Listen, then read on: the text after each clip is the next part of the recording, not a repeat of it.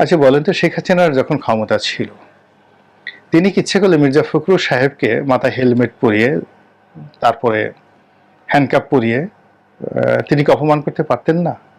এই কাজটি তিনি কখনো করেছেন? তিনি কি ডক্টর ইউনূসকে আদালতে নিয়েছেন, হয়রানি করেছেন? খুবই মানে আমরা আমাদের দৃষ্টিতে দৃষ্টিকটু বিষয়। কিন্তু বাংলাদেশের প্রেক্ষাপটে যদি সুদীর্ঘ কাল ধরে ধরেন, ইতিহাস ঐতিহ্যের দিক থেকে আনিসুল হক আইনমন্ত্রী সাবেক এবং যাকে বলা হয় সালমান এফ রহমান, পারিবারিকভাবে, সামাজিকভাবে, অর্থনৈতিকভাবে তাদের যে সম্মান বাংলাদেশে, এই সম্মানের সঙ্গে এখন ডক্টর ইউনূস নোবেল পুরস্কার পেয়েছেন, ভালো কথা। তারপরে মার্কিন যুক্তরাষ্ট্রের প্রেসিডেন্ট তাকে সম্মান করে, ভালো কথা। কিন্তু বাংলাদেশের প্রেক্ষাপটে যদি বলা হয় ডক্টর ইউনূস সাহেবের আব্বার নাম কি, আপনারা কয়জন বলতে পারবেন বলেন তো? কিন্তু সালমান এফ রহমানের বাবার নাম কি? আহমেদ ফজলুর রহমান। পাকিস্তানের একেবারে শুরুর দিকে সেন্ট্রাল গভর্নমেন্টের তিনি কেন্দ্রীয় মন্ত্রী ছিলেন। আনিসুল হকের বাবার নাম কি? সিরাজুল হক।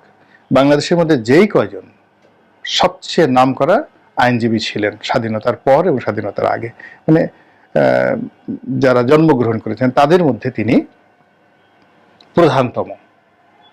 এমনকি ডক্টর কামাল সাহেবের চাইতেও এরা অনেক সিনিয়র ক্রিমিনাল লতে। ব্যারিস্টার ইশতিয়াক সাহেবদের চাইতেও এরা সিনিয়র। আনিসুল হকের বাবা। তো সেকেন্ড জেনারেশনে এসে তারা অন্যায় করেছেন, পাপ করেছেন, গুনাহ করেছেন, আমরা তাদেরকে শাস্তি দেব, এমনকি ফাঁসি দেব, এমনকি ফায়ারিং স্কোয়াডে তাকে ফেলে মেরে ফেলব, কিন্তু বিচারের মাধ্যমে।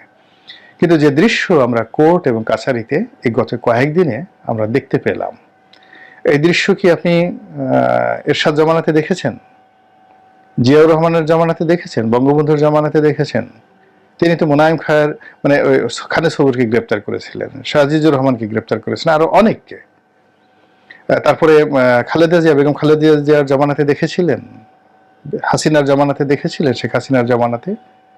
তাহলে এই যে জমানাটা আসলো, এই জমানাতে যা কিছু হচ্ছে, সবসময় হলে দেখুন যা কিছু মন্দ কাজ এটা 100 গুণ মন্দ হয়ে ফিরে আসে। অতীতে বিএনপি সরকার যা করেছে তার চেয়ে খারাপ কাজ করেছে 111-এর সরকার। 111-এর সরকার যে কাজ করেছে তার চেয়ে খারাপ কাজ করেছে শেখ হাসিনার সরকার। শেখ হাসিনার সরকার যে খারাপ কাজ করেছে তার সাথে এখন যদি খারাপের পরিমাণটা বেশি হয়, তাহলে অভ্যুত্থানের শুভ ফল কি, পরিণতি কি, ভবিষ্যৎ কি? এবং পৃথিবীর সব অভ্যুত্থান যে সফল হয়, সব বিপ্লব যে সফল হয়, তাও কিন্তু নয়। তাহলে এই যে এখন যা কিছু হচ্ছে, এটির যে নেতিবাচক ক্রিয়া এবং প্রতিক্রিয়া, এটি আপনার এবং আমার উপর যদি আগামী দিনগুলোতে আসে, তাহলে কি হবে আমাদের জীবনে বলুন তো? কেউ কি কখনোই কোনো স্পর্শকাতর পদ পদবিতে বসতে সাহস পাবেন?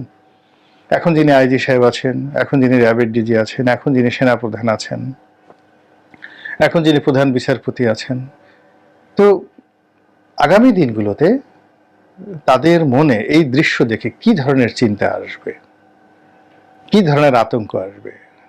অনেকে অনেক কথা বলতে পারছেন না, অনেকে এই অবস্থার কারণে ঠিক দায়িত্ব এবং কর্তব্য পালন করছেন না।